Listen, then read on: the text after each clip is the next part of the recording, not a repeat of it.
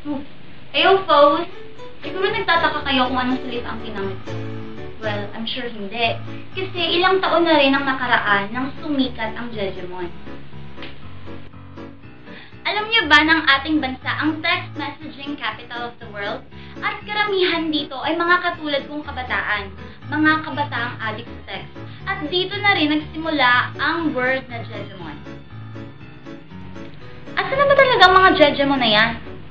Tinira na ba talaga sila ng mga Jejebusters? Tara, alamin natin. Ako si G8. Papasukin ko ang mundo ng mga Jejemon. Jejeje.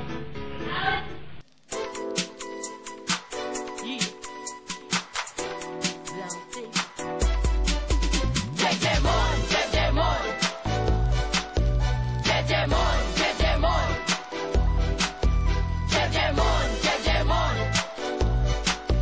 Jejemon, Jejemon.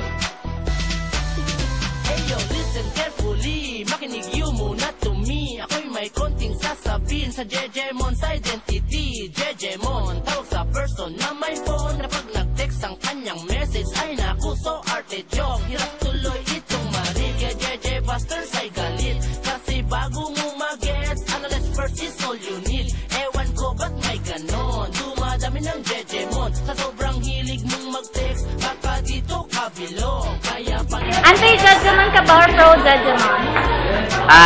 Pwede bot. Ay, hindi. Anti. Bakit? Hindi kasi maintindihan sila pag nag-text eh. Sabi. Anti-Jejemon ba kayo or pro-Jejemon? Ikaw. Ako antay. Bakit? Kasi ang patuyin, parang ang patuyin nung para sa akin, gamit, tsaka yung pagsasalita. Ikaw, Greggy.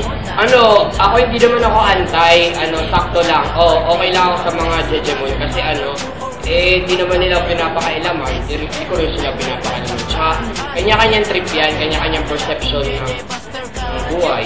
Nabababaan ba kayo ng tingin sa mga Jejemon? Hindi naman, sakto lang. Sakto lang tingin mo nila. Kumbaga kanya-kanyang trip tayo. Kanya-kanyang mga style, ganyan. Ikaw? Ikaw? Oo, ako rin. As long as na hindi nasasagasaan yung mga okay lang sa akin. Jejemon ka ba or pro-Jejemon? Anti-Jejemon. Bakit? Kasi ang baduy-baduy nila tingnan, sakit sa mata. Hey! Hi! Can we get your number? Of course, phone! Yeah! No way! Jejemon yan! alamin mo muna, Chong, kung anong types ng Jejemon. Mad ka ba o